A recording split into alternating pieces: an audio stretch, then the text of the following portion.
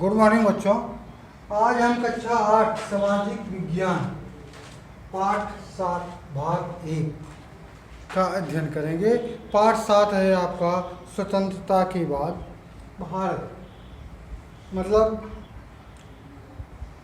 जो भारत हमारा देश आप लोग जानते हैं सन 1947 15 अगस्त 1947 को स्वतंत्र हुआ। इसके पहले यह भारतवर्ष लगभग 200 सालों तक अंग्रेजों का गुलाम रहा था। तो 15 अगस्त 1947 को अंग्रेजों से हमें मुक्ति मिली और उस समय देश की क्या स्थिति थी, प्रस्तुत पाठ में इसी पर चर्चा करने का प्रयास किया जाएगा। स्वतंत्रता के समय बहुत सारी चुनौतियां देश के सामने खड़ी थी। पहली सबसे बड़ी चुनौती थी, जब बंटवारा हुआ तो पाकिस्तान से लगभग 80 लाख शरणार्थी भारत में आए, हमारे देश में आए। तो सबसे बड़ी समस्या थी पाकिस्तान से आए हुए 80 लाख शरणार्थियों को शरण देना, पुनर्वास करना और उनके लिए रोजी और रोजगार की व्यवस्था करना। इसके साथ ही दूसरी महत्वपूर्ण समस्या जो कि मोबाइल खड़ी थी, उस समय भारत में लगभग 500 से भी अधिक रियासतें राजाओं या नवाबों के शासन में चल रही थी। तो उन रियासतों का अपने देश में विलय करना, अपने देश में शामिल करना, ये दो महत्वपूर्ण समस्याएं थी। वर्ष 1947 में भारत की आबादी लगभग 34.5 करोड़ थी। यह आबादी भी आपस में बटी हुई थी। यहाँ विभिन्न समुदायों के लोग रहते थे। हिंदुओं में समाज ऊंची जाति और नीची जातियों के आधार पर बटा हुआ था। देश के लोग तरह तरह की भाषाएं बोलते थे। उनके खान पान, पहनावे, रीति रिवाज में अंतर था। इतनी विविधताओं वाले लोगों को एक राष्ट्र राज्य के रूप में संगठित करना भी एक महत्वपूर्ण समस्या थी, जहां वेशभूषा, पहनावा, खान पान, कल्चर सब भिन्न भिन्न हो। तो ऐसे लोगों को एक राज्य राष्ट्र के रूप में पिरोना, यह भी एक महत्वपूर्ण समस्या थी। एकता की समस्या के साथ विकास भी एक बड़ी समस्या के रूप में थी। स्वतंत्रता के समय भारत की एक विशाल जनसंख्या गांव में रहती थी, क्योंकि आजीविका का मुख्य स्रोत कृषि था। तो अधिकांश जनसंख्या ग्रामीण थी, जो कि अपने रोजगार के लिए खेती पर निर्भर थी। और खेती भी आज की तरह आधुनिक खेती नहीं थी। खेती जो थी वह मनुष्यों के श्रम पर आधारित थी तथा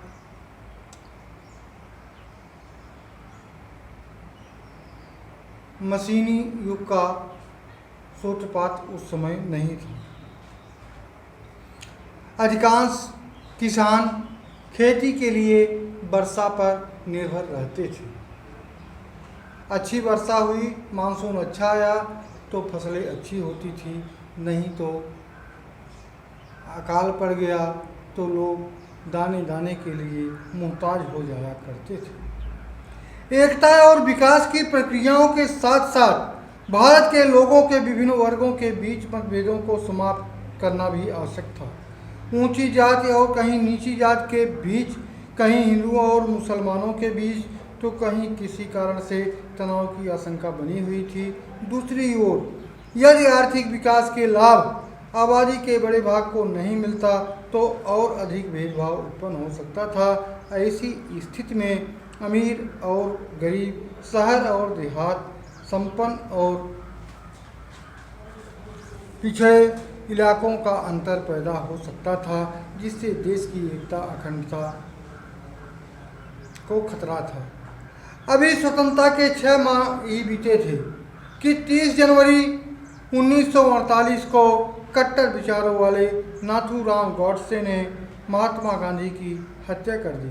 वह गांधी जी के इस दृढ़ विश्वास से मतभेद रखता था कि हिंदुओं और मुसलमानों को सद्भावना बनाते हुए इकट्ठे रहना चाहिए। इस त्रासदी पर संपूर्ण राष्ट्र गहरे शोक में डूब गया। इस त्रासदी पर जवाहरलाल नेहरू ने आकाशवाणी पर अपने भावुक भाषण में कहा, दोस्तों साथियों, हमारी जिंदगी की रोशनी बुझ गई और चारों तरफ अंधेरा है। हमारे प्रिय नेता, राष्ट्रपिता अब हमारे बीच नहीं रहे। ये नेहरू के शब्द। उसके बाद नए संविधान की रचना। दिसंबर 1946 से नवंबर 1949 के बीच लगभग 300 भारतीयों ने देश के राजनीतिक भविष्य के बारे में लंबा विचार विमर्श करने के बाद संविधान सभा के सदस्य देश के विभिन्न देश क्षेत्रों से आए। ये बहुत सारी राजनीतिक पार्टियों के सदस्य थे तथा समाज के विभिन्न वर्गों का प्रतिनिधित्व करते थे। इन्हीं चर्चाओं के फलस्वरूप भारत का संविधान लिखा गया, जिसे 26 जनवरी 1950 को लागू किया गया। अब इसके साथ ही हम इस पाठ की कुछ महत्वपूर्ण बातें देख लेते हैं। सबसे पहली बात है, स्वतंत्रता के समय पाकिस्तान से भारत आए 80 लाख शरणार्थियों को शरण देना तथा उनके पुनर्वास एवं रोजगार का प्रबंध करना और देश में मौजूद लगभग 500 रियासतों का राष्ट्र में विलय करना, ये 2 बड़ी समस्याएं थी। दूसरी बात है, महात्मा गांधी स्वतंत्रता सेनानी तथा अहिंसा के पुजारी थे। उनकी हत्या 30 जनवरी 1948 को नाथूराम गोडसे के गोली मारने से हुई थी।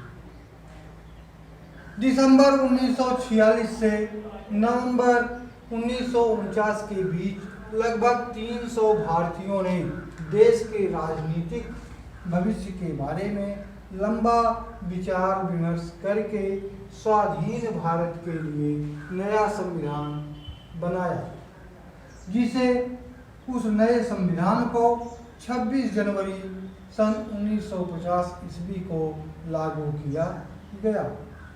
संविधान की स्थापना में डॉक्टर भीमराव अंबेडकर ने महत्वपूर्ण योगदान दिया।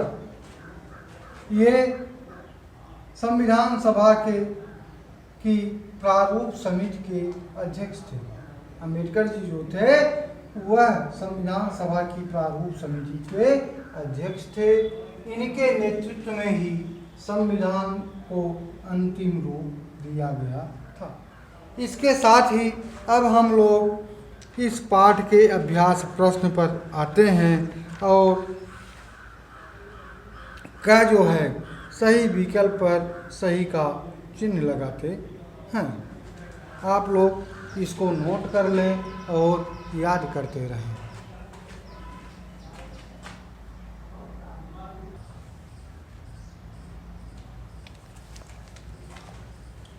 हाँ तो बच्चों, अब हम अभ्यास प्रश्न में आएंगे। कर सही विकल्प पर सही का चिन्ह लगाइए। पहला क्वेश्चन है, नाथूराम गोडसे ने हत्या की, अर्थात नाथूराम गोडसे ने किसकी हत्या किया? जवाहरलाल नेहरू, महात्मा गांधी, सुभाष चंद्र बोस या इनमें से कोई नहीं। तो इसका उत्तर है दूसरा ऑप्शन, महात्मा गांधी। तो हम महात्मा गांधी को सही का चिन्ह लगा देंगे। दूसरा है, भारत की आबादी लगभग 34.5 करोड़ थी वर्ष 1948 में, वर्ष 1946 में, वर्ष 1947 में या वर्ष 1950 में। इसका ऑप्शन नंबर 3 वर्ष 1947 में, अर्थात वर्ष 1947 में भारत की आबादी लगभग 34.5 करोड़ थी। अगला क्वेश्चन है, भारत का संविधान लागू हुआ, अर्थात कब लागू हुआ? 25 जनवरी 1950, 26 जनवरी 1950, 26 जनवरी 1947 या 24 जनवरी 1950। तो इसका ऑप्शन नंबर 2 26 जनवरी 1950 सही है। इस पर हम सही का चिन्ह लगा लेते हैं। चौथा क्वेश्चन है, वर्ष 1956 में भारत को कितने राज्यों में बांटा गया?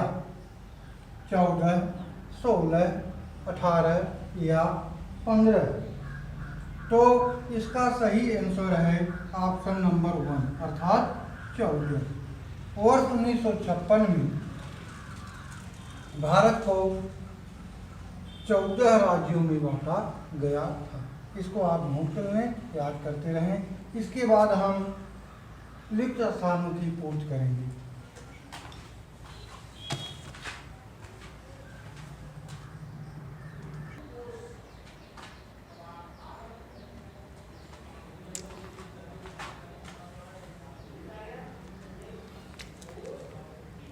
हाँ तो बच्चों, अब हम रिक्त स्थानों की पूर्ति करेंगे।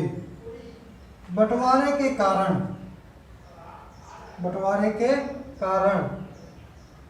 शरणार्थी से भारत आ गए 80 लाख। यहाँ क्या होगा? 80 लाख हो गया। बंटवारे के कारण 80 लाख शरणार्थी पाकिस्तान, यहाँ क्या बनेंगे?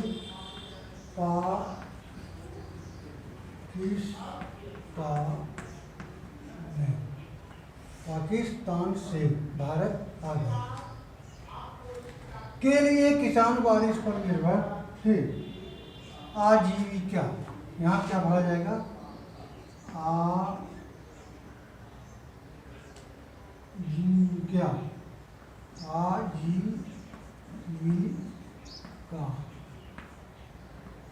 आजीविका के लिए किसान बारिश पर निर्भर थे। तो दूसरे में भरा हमने आजीविका। तीसरे में महात्मा गांधी की हत्या से संपूर्ण राष्ट्र गहरे शोक तो यहाँ पर हम भरेंगे शोक में डूब गया। आयोग ने ईस्वी में अपनी रिपोर्ट सरकार को सौंप दी। 1956 आयोग ने 1956 ईस्वी में अपनी रिपोर्ट सरकार को सौंप दी। गैर सही कथन के सामने सही तथा गलत कथन के सामने गलत का चिन्ह लगाना है। 5 कथन दिए गए हैं, जिसमें वर्ष 1966 ईस्वी में पंजाब का विभाजन हुआ, सही। स्वतंत्रता के समय देश के सामने कई बड़ी चुनौतियां थी, यह भी सही है। हरिजनों की सक्षमता के लिए ऊंची जातियां जिम्मेदार थी, यह गलत है। 2000 में 3 राज्य बनाए गए, सही है। तथा 1 अक्टूबर 1953 को आंध्र प्रदेश के रूप में नए राज्य का गठन हुआ, यह भी सही है। अर्थात पहला, दूसरा, तीसरा, चौथा सही है और पहला, दूसरा, चौथा, पांचवा सही है तथा केवल वाक्य नंबर 3, कथन नंबर 3, हरिजनों की सक्षमता के लिए ऊंची जातियां जिम्मेदार थी, यह गलत है। अब आपका यह चैप्टर खत्म होता है और इतिहास का भी चैप्टर अंतिम चैप्टर था। इसके बाद हम लोग भूगोल का एक नया चैप्टर लेकर के आपके सामने प्रस्तुत होंगे और आप इसको नोटबुक में लिख करके याद करते रहें। धन्यवाद।